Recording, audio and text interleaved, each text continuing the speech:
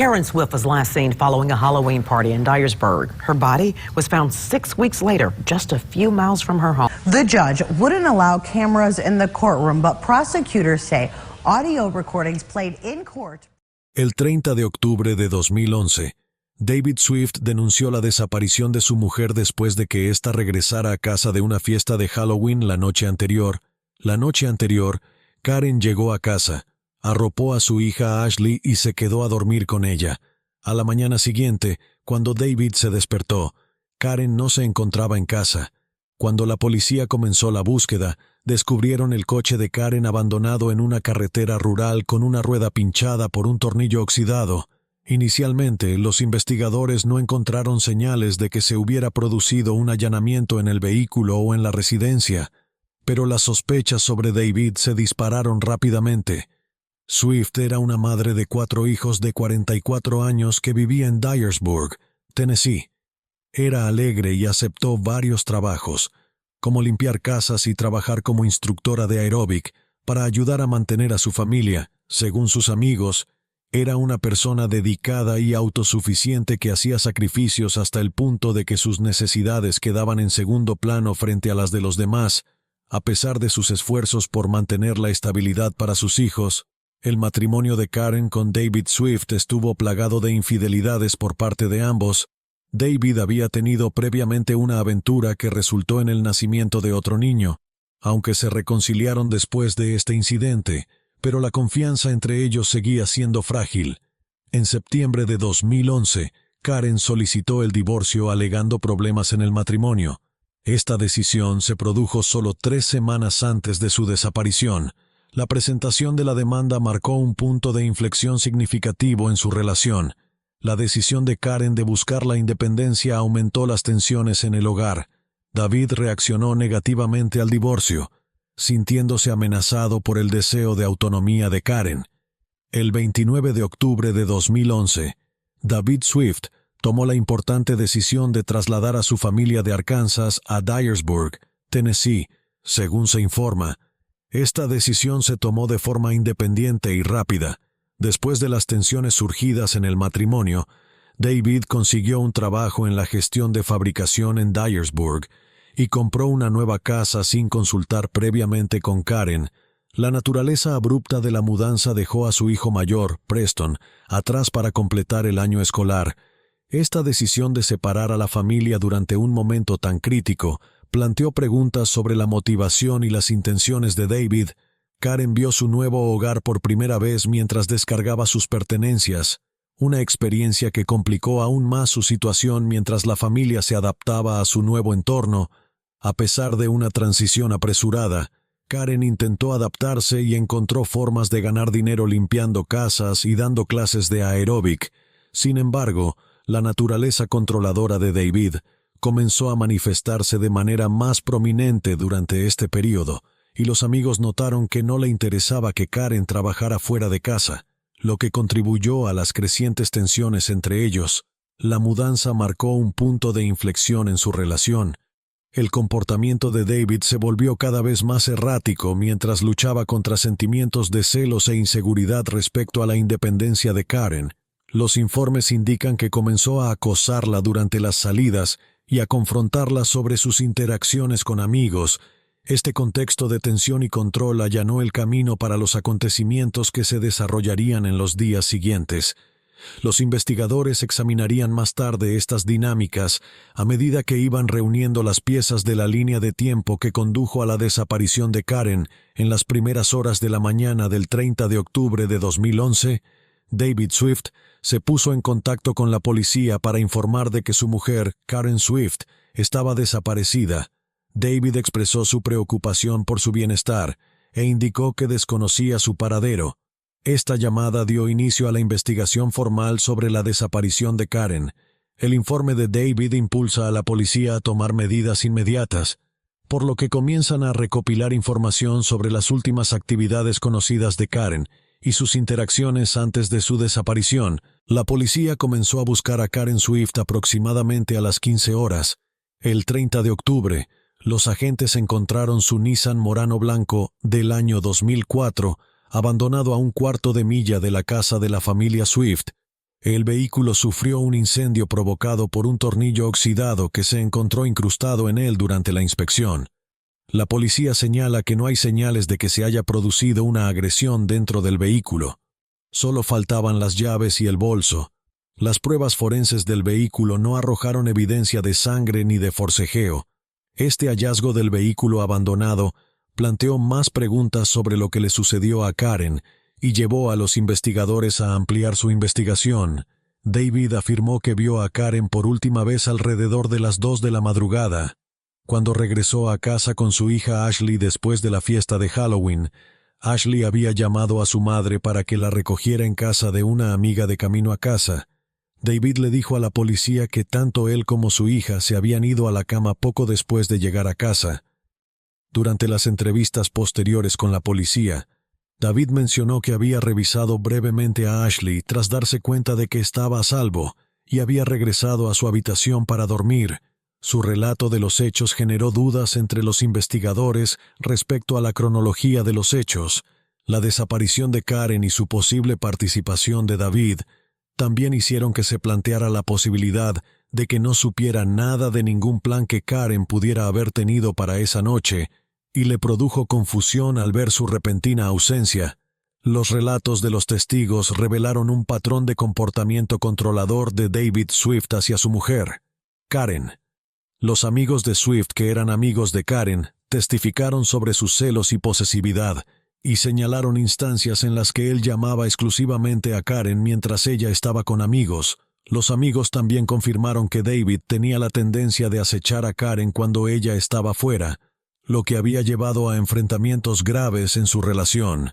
Estos comportamientos generaron inquietudes sobre la seguridad de Karen y contribuyeron a la investigación sobre su desaparición.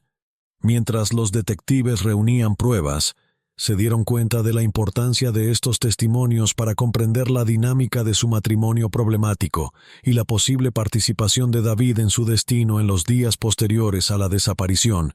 David mismo acudió a las autoridades policiales y ofreció su ayuda para encontrar cualquier rastro de su esposa desaparecida. Una cosa llamativa cuando llegó a la estación local fue que utilizaba muletas. Según él, se había vuelto a lesionar la rodilla, que había sido operada unos meses antes. La lesión de su rodilla coincidió con la desaparición de su esposa, en un matrimonio problemático, por lo que parecía demasiado bueno para ser solo una coincidencia. El 10 de diciembre de 2011, se produjo un avance significativo en la investigación de la desaparición de Karen Swift. Se descubrieron restos humanos en un cementerio ubicado a menos de 3 millas de la casa de la familia Swift. El descubrimiento lo realizaron 2 personas, John Robinson y Mark Rickman, que estaban visitando el cementerio cuando, al toparse con ellos, avisaron rápidamente a la policía y los investigadores llegaron al lugar para asegurar la zona. Los restos fueron identificados más tarde como los de Karen Swift. Se realizó una autopsia para determinar la causa de la muerte mediante un análisis forense. El médico forense concluyó que Karen había sufrido un traumatismo contundente en la cabeza que se clasificó como homicidio. Este hallazgo cambió la investigación de una desaparición a una investigación por homicidio. La autopsia reveló que el trauma habría sido fatal si Karen hubiera estado viva en el momento de la lesión. Sin embargo, debido al paso del tiempo desde su desaparición, determinar las circunstancias exactas que rodearon su muerte resultó complicado. Los investigadores notaron que no había señales que indicaran que el asesinato ocurrió en el cementerio, sino que parecía que Karen había sido trasladada allí después de la muerte. El descubrimiento de sus restos motivó un renovado enfoque sobre David Swift como sospechoso, así como sobre la naturaleza de sus lesiones y la ubicación de su cuerpo, que plantearon preguntas críticas sobre su participación en su muerte. Los investigadores comenzaron a examinar las acciones y declaraciones de David más de cerca, buscando cualquier evidencia que pudiera vincularlo con este trágico desenlace. Los investigadores descubrieron que Karen había obtenido un segundo teléfono móvil para evitar ser asesinada. David mantuvo este teléfono en secreto, lo que indica un deseo de privacidad en medio de su problemática relación durante la investigación. David afirmó que no sabía nada de este segundo teléfono. Sin embargo, las autoridades descubrieron que el número estaba programado en su teléfono de trabajo. lo que generó sospechas sobre su conocimiento de las acciones de Karen. Durante las entrevistas con los investigadores, David parecía más preocupado por el comportamiento de Karen que por su bienestar. El detective McCree señaló que la incapacidad de David para concentrarse en algo más que los supuestos hábitos de bebida y fiesta de su mujer sugería que podría estar ocultando algo. A pesar de estas observaciones, los investigadores tuvieron dificultades para encontrar pruebas físicas o testigos oculares que vincularan a David con el homicidio, lo que provocó que la investigación se estancara en los meses posteriores a la desaparición de Karen. David se mudó a Alabama y se volvió a casar. Siguió siendo un padre involucrado con su hija Ashley, pero no aportó ninguna pista nueva sobre el caso. Ashley expresó un creciente deseo de entender lo que le había pasado a su madre, pero se sentía cada vez más desesperanzado por encontrar respuestas. Las autoridades también examinaron las afirmaciones de David con respecto al comportamiento de Karen después de mudarse a Dyersburg. Sugirió que había cambiado debido a sus nuevas amistades, particularmente con Bill y Kathy Bona. Esta narrativa fue examinada mientras los investigadores buscaban determinar su relevancia con respecto a su desaparición del 16 al 20 de diciembre de 2011. Se realizaron exámenes forenses tanto en la casa de Swift como en el vehículo de Karen. Los investigadores no encontraron señales de actividad ilícita en la casa, pero observaron cierto desorden en el dormitorio de Karen. En la casa de David encontraron 7 galones de cloro, que él afirmó que eran para la limpieza relacionada con el envenenamiento de un perro de un vecino. Mientras la investigación continuaba, en enero de 2012, la policía hizo llamados públicos para obtener información sobre la desaparición y muerte de Karen. Buscaron testigos que pudieran haberla visto, o que tuvieran conocimiento de su último paradero conocido. A pesar de estos esfuerzos, la falta de pruebas concretas contra David obstaculizó el avance del caso, mientras las autoridades seguían varias pistas y reunían testimonios que apuntaban hacia su posible participación en el asesinato de Karen. Finalmente, no se obtuvieron pruebas definitivas durante 2011 y 2012, por lo que la investigación permaneció abierta mientras se buscaba justicia para Karen Swift.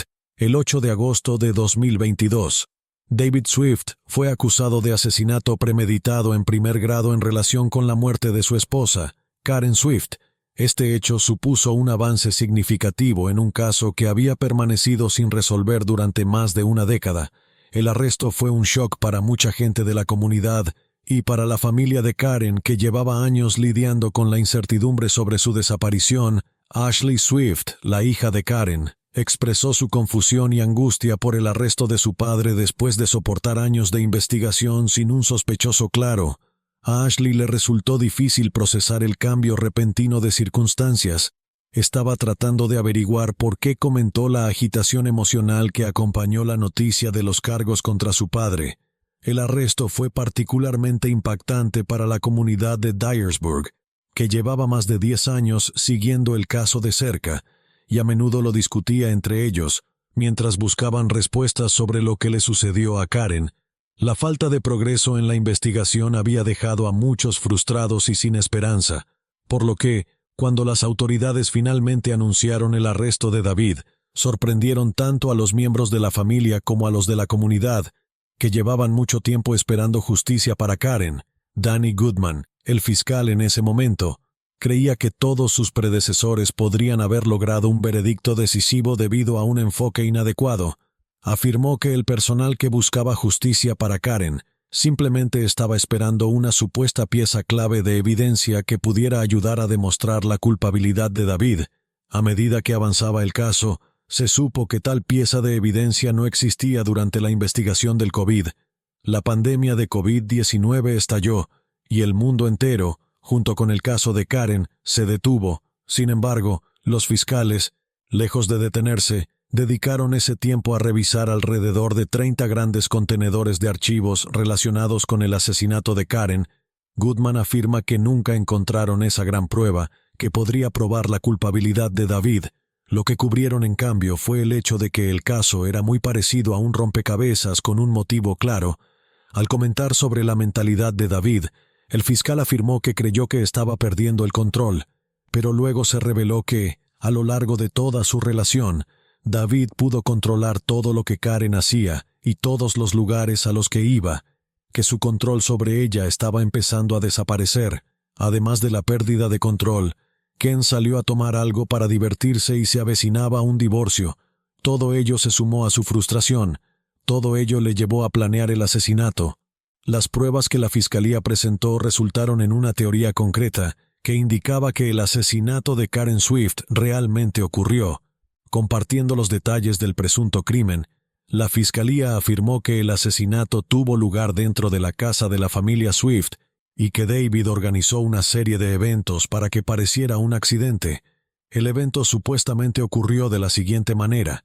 El 30 de octubre, cuando Karen recibió una llamada de Ashley, la recogió, ambas regresaron a casa y se quedaron dormidas una al lado de la otra en la cama. A partir de ese momento, David trasladó a Ashley a una habitación diferente y procedió con sus intenciones. Arrastró a Karen hasta el garaje, pisoteó violentamente su cabeza para hacer que el asesinato pareciera el resultado de un secuestro, cargó el cuerpo de Karen en el coche y condujo hasta el cementerio, donde arrojó el cadáver y lo cubrió para que pareciera que había sido secuestrada. David acudió voluntariamente a las autoridades y se ofreció a ayudar a encontrar al asesino de su mujer de cualquier manera posible. La fiscalía también declaró que acudiría a las autoridades en muletas para enfatizar su incapacidad para arrastrar el cuerpo de Karen y demostró que estaba usando las muletas porque se había vuelto a lesionar la rodilla después de someterse a una cirugía de rodilla meses antes. Si no había salido sola, ¿por qué despertó a David? ¿Movió a Ashley a otra habitación y a Kelly de la cama de David? Otro factor clave que vale la pena considerar aquí es el hecho de que los informes toxicológicos habían demostrado que Karen había tomado Benadryl antes de acostarse. Benadryl es un somnífero, por lo que si Karen tenía previsto salir después de dejar a Ashley en casa, ¿por qué lo tomaría? Pastilla para dormir antes de que supuestamente saliera para agregar más concreción a su teoría del supuesto delito. Los fiscales aportaron muchas pruebas, sin embargo, se consideró circunstancial. Además, la evidencia había sido descubierta hacía más de una década. Una afirmación importante que hicieron se basó en el informe toxicológico que destacó el uso de un somnífero y el hecho de que los teléfonos estaban inactivos después de que él los llevó a casa. También declararon que la información relacionada con el teléfono secreto de Karen y los comentarios degradantes de David eran falsos, y compartieron nuevos detalles. Hasta este punto del juicio, se había revelado que su teléfono secreto no había registrado actividad después de que se hubiera metido en la cama con Ashley. Sin embargo, una extracción forense había encontrado que el teléfono efectivamente había estado en uso y se había realizado una llamada al buzón de voz del dispositivo. Los informes forenses también detallaron que la llamada se realizó a las 9:55 de la mañana del 30 de octubre.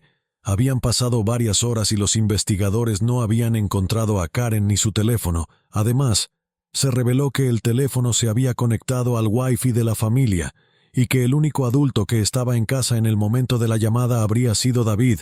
Respaldan su afirmación de que David fingió que volvía a estar herida la rodilla. La fiscalía se refirió al testimonio de un vecino. Mientras hablaba ante el tribunal, uno de los vecinos de la familia Swift declaró que David los ayudó a mover fardos de heno. El peso aproximado de los fardos era de alrededor de 60 libras, y el vecino afirmó que David estaba ayudando sin usar muletas. La fiscalía había pintado una teoría circunstancial respaldada por pruebas que mostraban que David había cometido el asesinato. Sin embargo, la defensa refutó tales afirmaciones. Las acusaciones contra David se basaron en gran medida en la afirmación de que era un marido controlador, pero su abogado, Daniel Taylor, presentó una perspectiva fundamentalmente diferente.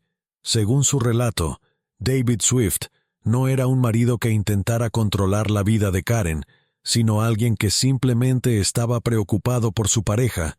Los detalles sobre el comportamiento de Karen que se revelaron a lo largo del juicio fueron que estaba involucrada en el alcoholismo y las fiestas. Sin embargo, los testimonios de los vecinos arrojaron mucha luz sobre las actividades de Karen durante los juicios. Uno de los vecinos mencionó que había encontrado a Karen desmayada en el sofá, desnuda durante una fiesta, y que David había ido a recogerla. Supuestamente, Karen participaba en algún tipo de red sexual y era... Interesado en conocer más detalles, el abogado defensor también argumentó que había pruebas que respaldaban la descripción del asesinato realizada por el Estado, y destacó el hecho de que, si Karen fue efectivamente pisoteada en la cabeza, ¿por qué no había señales de sangre en el garaje o en el coche? Asimismo, puso en tela de juicio la descripción del estado de David organizando el intento como un secuestro al afirmar que no había pruebas de que David saliera de la casa esa noche. Otro hecho crucial que Taylor reiteró fue que el médico forense que determinó la causa de la muerte de Karen ya no creía que le hubieran pisoteado la cabeza. La defensa se mantuvo firme en que David se había vuelto a lesionar la rodilla. Continuó afirmando que, incluso si se supusiera que Karen había sido pisoteada en la cabeza, esto habría sido imposible para ella. David llevaba muletas en el momento del asesinato, por lo que no habría podido pisotear la cabeza de Karen con la pierna herida. Además, su pierna herida no habría podido soportar su propio peso corporal mientras intentaba pisotear. Esta afirmación se reforzó aún más con el testimonio del fisioterapeuta de David, quien afirmó que David había tenido extrema dificultad para caminar y levantar objetos.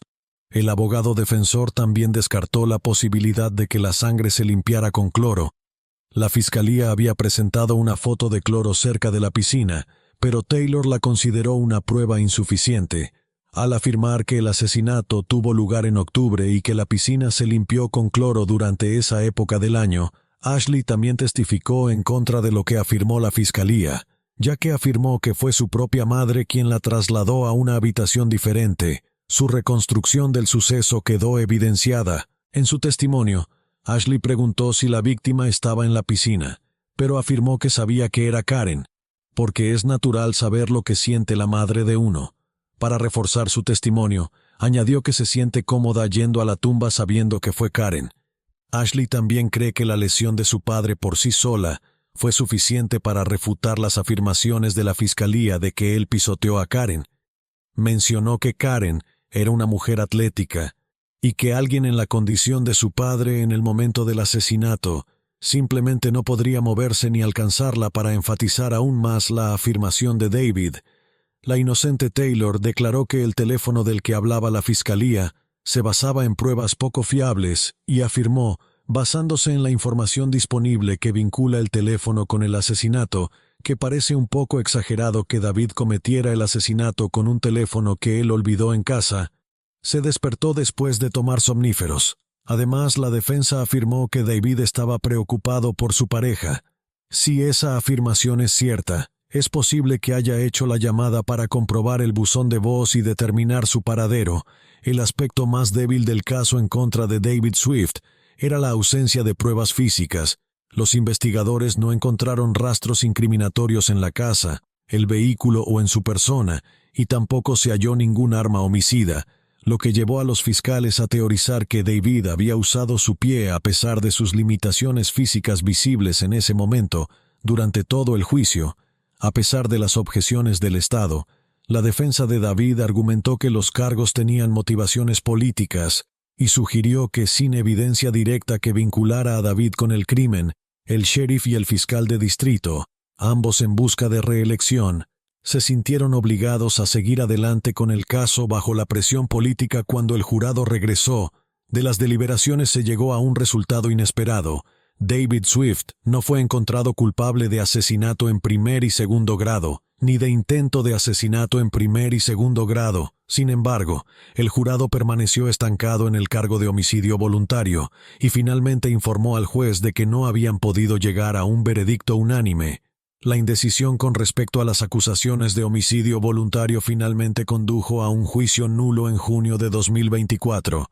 Desde entonces han surgido nuevos acontecimientos en el caso de David Swift. Su exmujer, Kelly Esman, ha presentado acusaciones contra él por acosarla durante una aparición en 2020.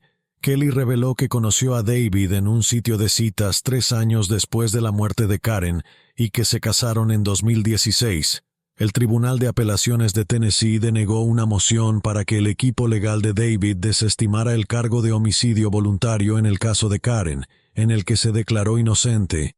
Este cargo será revisado en un nuevo juicio. David permanece detenido mientras se le enjuicia por el cargo de homicidio voluntario, y también se le acusa de acoso por parte de su exmujer. En Alabama se están examinando las complejidades de ambos casos, mientras todos los involucrados buscan justicia. Llegamos al final de este video. Cuéntanos tu opinión en la cajita de comentarios. Si te ha gustado el video, dale like, suscríbete y no te olvides darle a la campanita para que no te pierdas próximos vídeos como este. Hasta la próxima.